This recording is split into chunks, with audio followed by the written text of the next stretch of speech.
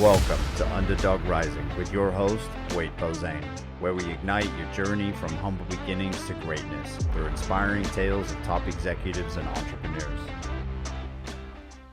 In this episode of Underdog Rising, we are joined by Dr. Brianna Nagley, Dean of the Honors College at Grand Canyon University. With over 15 years at GCU, she has grown the Honors College from 59 students in 2013 to over 3,000 today, while directing global education programs and mentoring NCAA student athletes.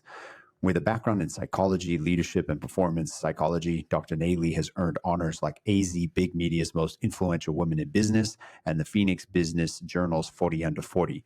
Her journey offers invaluable insights into leadership, mentorship, and building a successful career. Just for those that are listening, can you just walk us through a summary of your career so we can understand where you started and ultimately where you are today?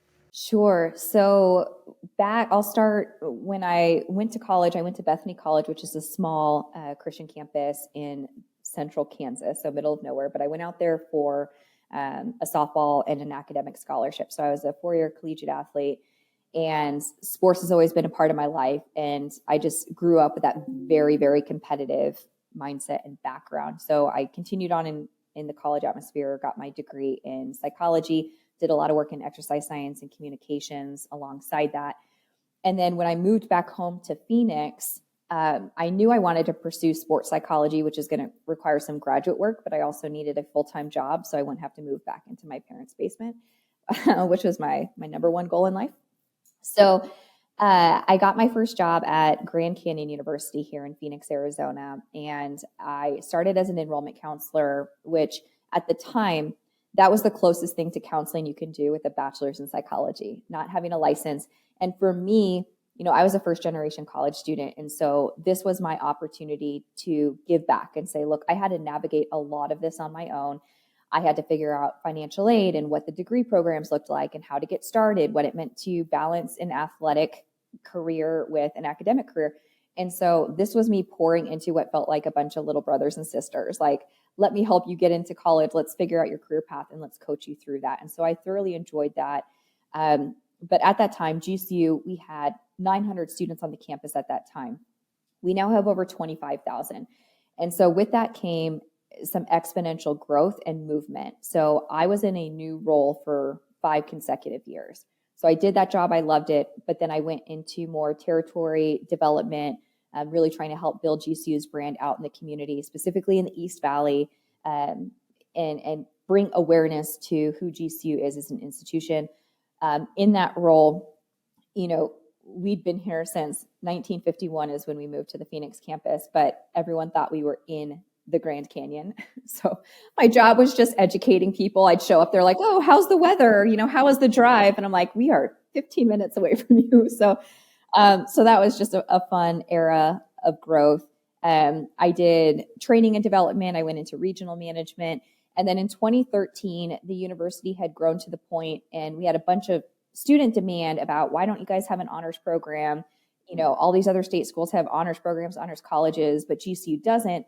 And so we talked about starting an honors college at GCU. And so in fall of 2013, we started the Honors Institute just to see if it would take off and see if there was interest. We had 59 students in that first cohort. And then right as it got launched is when I transitioned over. So I had the operational background, not much of an academic background at that time, but I came over to try and operationalize the foundation to build it. So between 2013 and 2015, we grew from 59 to 750 students. So at that point, we realized this thing is going to take off. There's interest and there's demand. And so in 2015, we went through a 227 item checklist to convert from an institute to, at the time, GCU's 9th official college. So we became a college. So that was a process. Fast forward to, this year, we now have nearly 3,000 students in the Honors College majoring in all of these different degree programs and disciplines. We've graduated over 3,000 alumni to date. And so there's just been exceptional growth. With that, I recently was named the dean a couple of years ago in 2022. So I've been the dean of the college since then. But really when I started, it was me as a department of one, and I had some very brilliant student workers helping me survive and keep my head above water. The team has since grown, so we now have a much larger staff supporting our 3,000 students. But it's been quite the journey. Like I said, I originally started because I wanted to go into sports psychology. And so I do have my doctorate in sports psychology. And that's something I do on the side. I work with youth, NCAA, and pre-professional athletes in all different sports. Still do that because it's a huge passion of mine. And a lot of people look at me and they're like, okay, your background is sports psychology. That's all your education and training, but you're working with honor students. Like, where's the connection here? Like, are you lost? Are all the football players healed? Like, they don't need sports psychologists anymore? And in going through all of this all at the same time, I realized the personality, like the instinctual characteristics between an elite performing athlete and a high performing college student, they carry those same traits. They're highly competitive. They have perfectionist tendencies. They're driven, and they're all doing it by choice. None of this is forced or obligated. No one's forced to be an honor student. No one's forced to compete at an elite level. They're doing it by choice. And so it's who they are.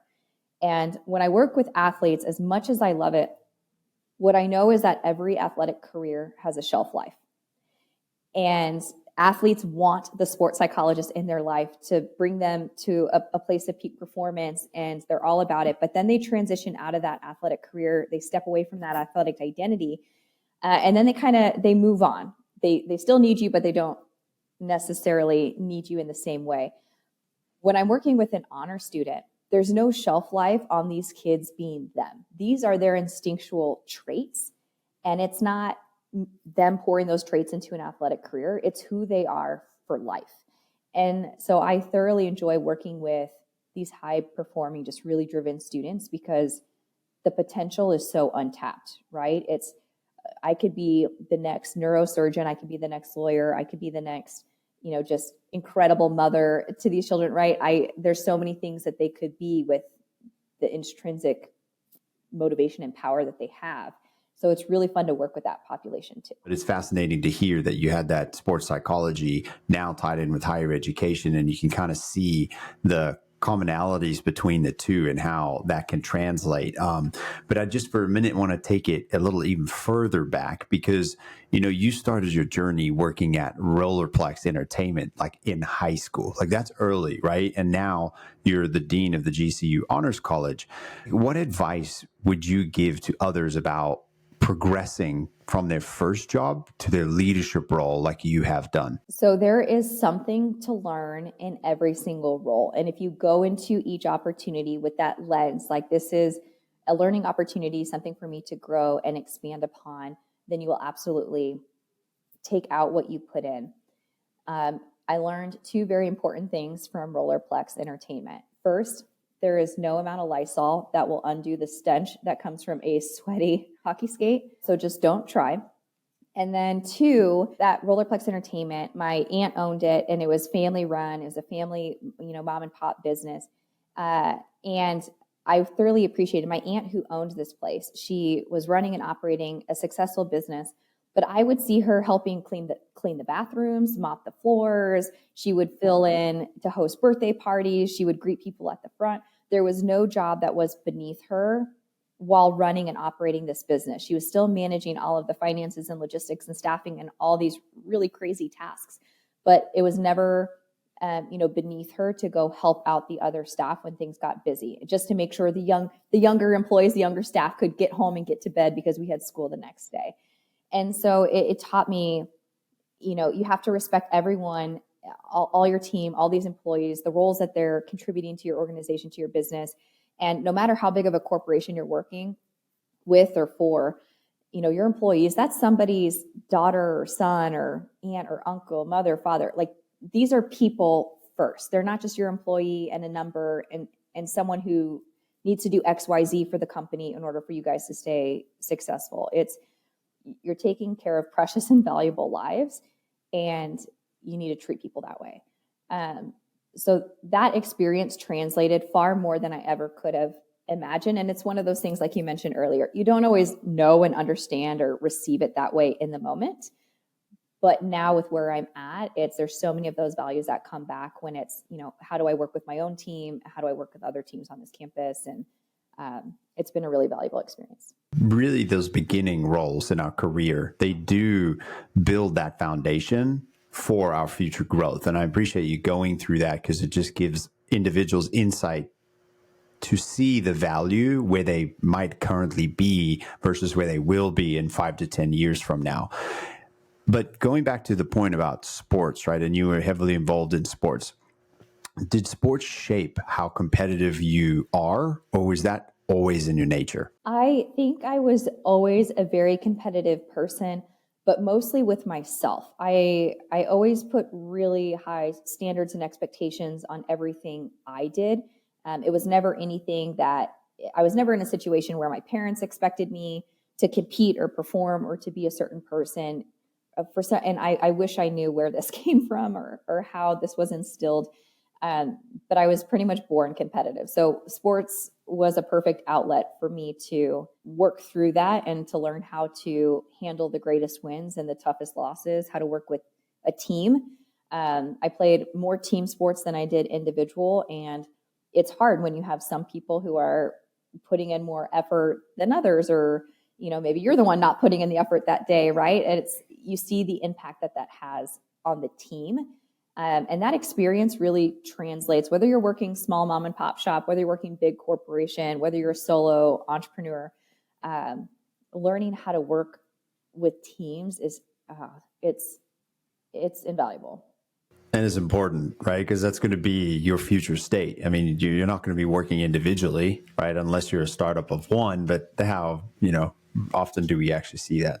But even then, yeah, it's, so I have students challenge me with that all the time. They're like, oh, but I'm going to run my own business, so I don't have to worry about anyone micromanaging me. And it's like, well, who are you serving though as an entrepreneur? Is it a product, a service? What are you doing? Because your clients are ultimately going to be your boss. They will be the ones micromanaging you if you want to keep that business. So I'm like, there's always going to be a team component somewhere.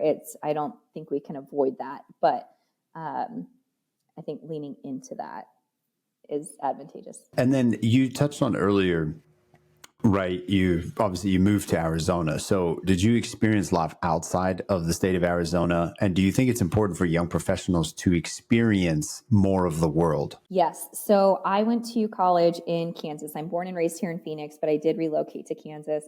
As a kid born and raised in Phoenix, you hear people talk about seasons, like, oh, the changing colors of the leaves, and there's snow in the winter. We get a white Christmas. And when you're born in the desert, it's just, hot, or like it's a little more hot, a little less hot. But it's the same. I could count on one hand the number of times I had seen snow up to that point in my life. And so for me, I was like, it was the first and greatest opportunity that came up. So I said, let's move to Kansas. And then I realized I play a spring sport, and spring in the Midwest is their coldest season. So their harshest weather is January and February. And guess what? That's when the softball season runs outdoors. So probably should have thought that through a little bit more. I received my first ice scraper in Kansas, which was a whole experience. I didn't even know what it was, and someone explained it to me, and I'm like, oh, that's helpful. There's just things you don't learn in the desert. So I think relocating, whether it's out of state, out of country, one, it's not, you just learn more about different regions of the world, and you get to experience things through a different lens. And that's always fun and exciting. But two, when you remove yourself from what you would say at that point is your largest support system, you'd realize how much growing up you really have to do, right? You don't realize how dependent you are on parents or family or friends to coach you through things, whether it's laundry and meal prepping and taking care of yourself, scheduling your own doctor's appointments, right?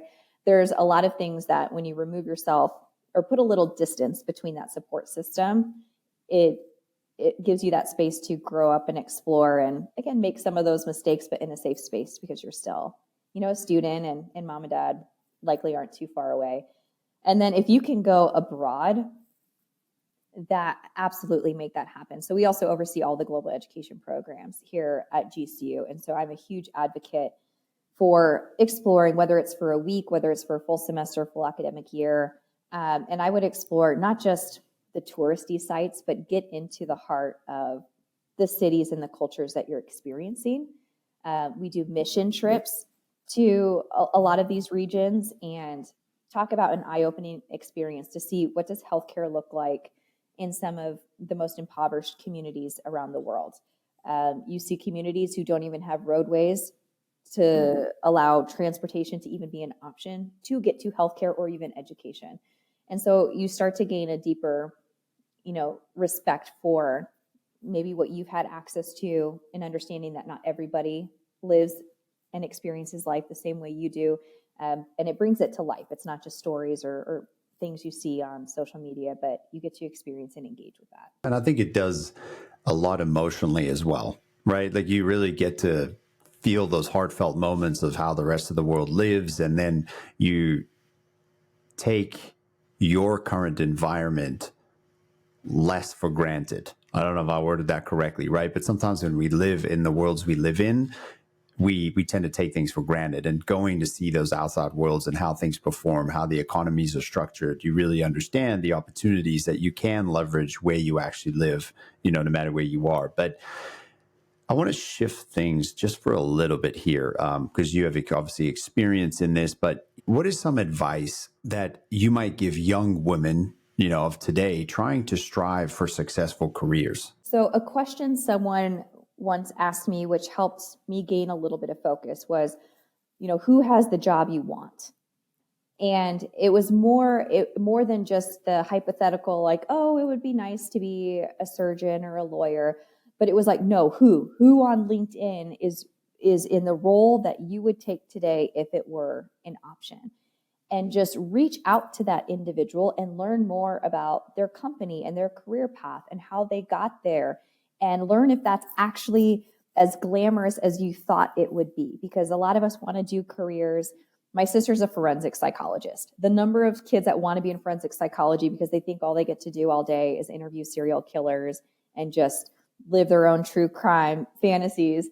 And she's like, it is not that. And so it's like, you want to talk to people who are in that field to really get a good idea on, is this what I want to do, and how do I set myself up for success in that way? So it kind of goes back to the mentorship and then the networking component. It starts with a lot of self-reflection. You got to figure out, you could say, I want to be successful, but what does that mean for you? It could mean being a phenomenal mother and running a bomb household, and you run a tight ship, and things are, as solid as they can be. It could be running a company. It could be starting your own company. So what does success look like for you? And then go find the mentors that you can surround yourself to get there. People always say you are a reflection of your 5 closest peers. And so if the people in your most inner circle aren't there to support you and build you up and encourage your success, then we got to find a stronger network to help you get there. And there's a beauty in that today, right? I think we were touching on it earlier with, whether it's remote or in person, yes, you can have double the opportunity, right? Adjust your peers that are in person that you spend the majority of your time with. But then additionally, you have a whole remote world that you can technically surround yourself with, right? By the knowledge you consume, alter your social media feed to digest the valuable content, to change your perspective on life. And you will ultimately see a shift in yourself, right? And an individual isn't going to change in and of themselves just to change. Like, they have to encompass those behavioral techniques in order to see that change in that individual actually evolve over time, So I appreciate you kind of diving into that a little bit.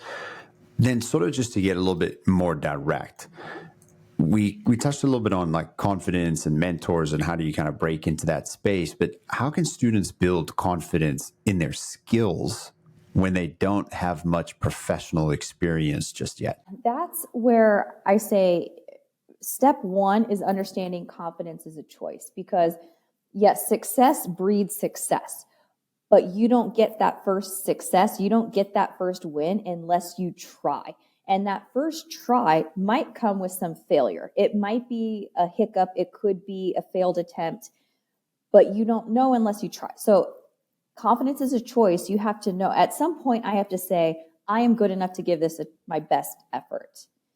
And eventually you will get the successes, and the success breeds more success. And that is where we start to build the confidence. What I try and tell people though, especially so many young people, their confidence is dependent on other people's feedback, They're waiting for the high fives. They're waiting for the kudos. They're waiting for the public admiration. They're waiting for the social media shout out. And unless they get that, they feel like they don't have permission to feel confident or adequate in who they are as a person, or maybe even their skill set, right?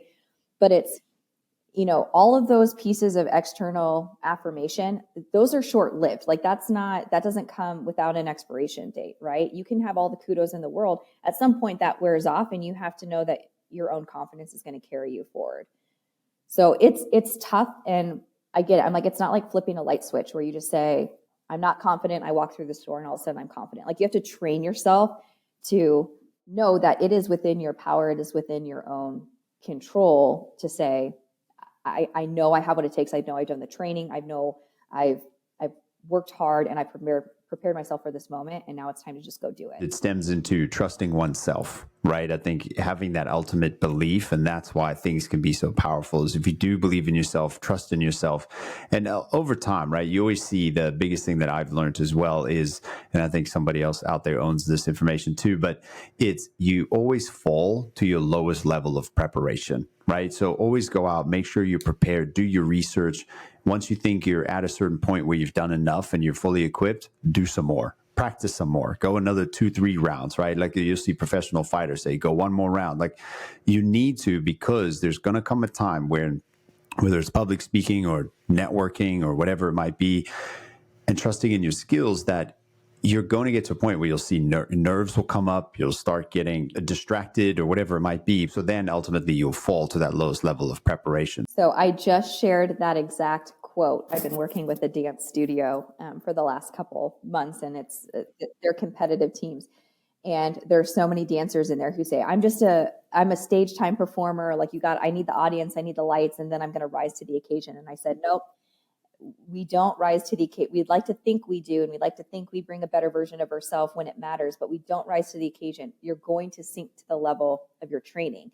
And so if you don't train the way you are intended to perform, you are setting yourself up for failure.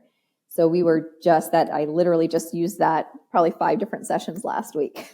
It holds such a impact when people actually hear it, because you do think, oh, well, I'll just wing it, and I'll go there and I'll rise to the occasion. No, you don't rise, you actually fall. So be aware of that. And then, sort of in that same line of things, right, it kind of falls along, a failure, and we kind of touched on that a little bit earlier, but in those moments, like how can someone develop a resilient mindset when facing rejection or setbacks in their career, because they're going to experience those as they continue to grow? So this kind of goes with the positive psychology. It's really the cognitive reframing, what lens we're looking at a situation, right?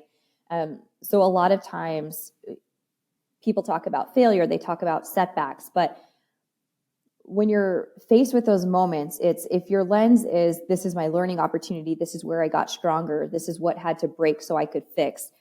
When you shift that lens where it's not, poor me, I didn't make it out of the situation, or I didn't get the result I wanted, your outcome changes with it.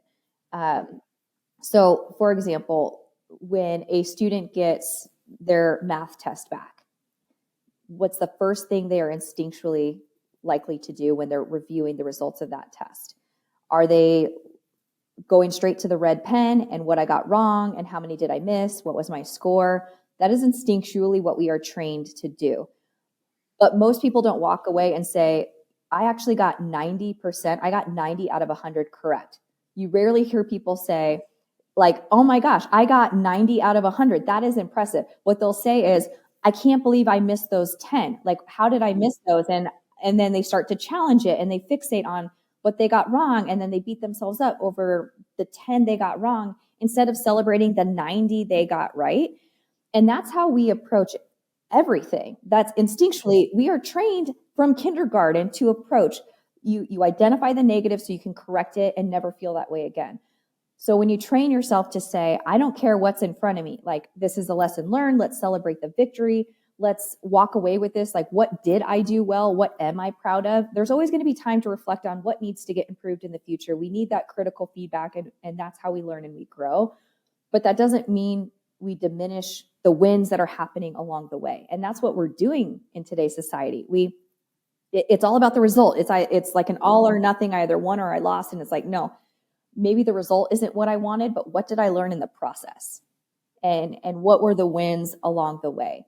And so we have to train, whether it's our athletes, our students, our young professionals, it's the cognitive reframing of the situation. Are you looking at the 10% or the 90? And it's so wild because the 90 far outweighs the 10, but we focus on the 10, right? It's almost like when you look at moments in life where the negative memories are easier to remember than the multitude of positive ones, right? And it just sort of sinks that ship, even though there's that magnitude of success in the sense of the 90 to the 10. And that's our biology. So we are wired that way. And it's a fight or flight, it's a safety thing. It's if there's anything scary, uncomfortable, a fear, if it's a safety concern, we remember and we retain those moments because our body says, I want to protect you from ever feeling or experiencing that again in the future. And for things like don't touch the hot stove, don't cross the street without looking both ways, those things don't leave as much of a, we learn and adapt to those pretty quickly. But the moments where we feel the most uncomfortable, the most challenged, or even just the most defeated, we hold on and instinctually our brain wants us to avoid those situations moving forward. So when we talk about resilience, it's training you got to get comfortable being uncomfortable. You have to give yourself that permission to fail. Like it doesn't have to be perfect, but trying has to happen. No action is still action. So avoidance is still you making a decision. Yeah, nobody ever stays in one place. You're either moving forwards or you're regressing. Like you need to make that decision. So I would obviously opt in for, going the progressive route versus the declining route. But yeah, I appreciate you kind of elaborating on that. I love the learn in the process because I think when we're at a younger stage in our careers, say in college, we're still learning, we're still growing. Like that's the time to learn, reach out, connect with people. If you fail, oh, well, guess what? You learned from that, right? Speaking to Dr. Mark Leonard, and he always referenced that he never looks at it as failure. Like that word failure, he takes out of his vocabulary and it's just, I'm learning. Okay, I didn't succeed, I didn't do well, but it's a learning moment. It's not a failure moment. And I was like, wow, it's just so simple yet so powerful. And that's your sort of cognitive reframing you were mentioning earlier. That's truthfully the hardest question for me to answer. Is people say, what was your greatest failure? What was a failed attempt? And to me, that I really have to sit and think about it because I have trained myself that nothing is a failure or a failed attempt. Like, have I made silly or goofy mistakes, or have things not been as perfect or as planned as I intended to? Absolutely. But it was never a failure because eventually we got where we needed to go, right? So it wasn't a complete dead end roadblock. Like it's a hiccup in the process, and I learned something new in order to navigate through it. Yeah, just a little speed bump. And I know we've touched on, reaching out to people, mentors, et cetera, but just from you personally, as you've had mentors throughout your life, how have mentors helped shape your life, whether it be professional or personal? I've had a lot of really great mentors in my life. And honestly, it probably feels silly to say this. One of my greatest mentors is my younger sister, who's 8 years younger than me. But we've really navigated a lot of life together. And typically when you think of mentors and people in your network, you're thinking of people who have 10, 15, maybe 20 years experience on you. And those people have been absolutely invaluable. But for me, my sister has been like my closest confidant with working through anything personally, professionally, spiritually. We've kind of gone through it all together. And she's always, like I said, you're a reflection of your 5 closest confidants. Like she is my right-hand person. Like anytime I'm like, oh, I don't know if it's time to start that business or explore that venture. Like she is the cheerleader in my corner, and I do the same for her. And I think having a relationship like that is hugely impactful because there is going to be that self-doubt that creeps in every once in a while, and you need someone to kind of slap you out of it and say, no, like you've been training for this, you've got it. And then to be able to do that for someone else in return is always inspiring too. Yeah, it's always powerful to give back to others, right, from the lessons that you've learned. But sometimes, I was talking with a gentleman on LinkedIn earlier today as well. And sometimes some of us just have to go the hard route to learn that lesson. And that's okay. But it's always great having somebody in your corner that can sort of slap some sense into you, right, and kind of just right you from going in the wrong direction or whatever it might be. But Bree, I just want to thank you so much for your time today. It's been exceptional. Thank you so much for your knowledge and your wisdom that you've shared with our audience today. But as we go to round out, is there any sort of last bits of advice that you would like to share, or any little pieces of motivation as people transition from listening to this episode out into the real world? So again, I'm a little fortune cookie, not my quote, but I'll just leave you with this: whether you think you can or you can't, you're right. And that's kind of hand in hand with my other quote that I shared earlier. But I feel like we are sometimes our best advocate and sometimes our biggest distractor, sometimes our worst enemy. And nobody talks to us more than ourselves, right? Like, we are the voice in our head. And when individuals realize how much power you have to influence that voice, to reframe the situation that's in front of you, whether you decide you are going to be confident in this moment or for this big event that's coming up, whether you feel you are qualified to take on the next big opportunity, whether you think you can or you can't, you're right. And so it really is, the power is within each and every individual. So embrace that. And like I said, it takes practice. Nobody flips a switch and learns this stuff overnight. But as a young professional, as a young college student, it's the time to start giving it a try.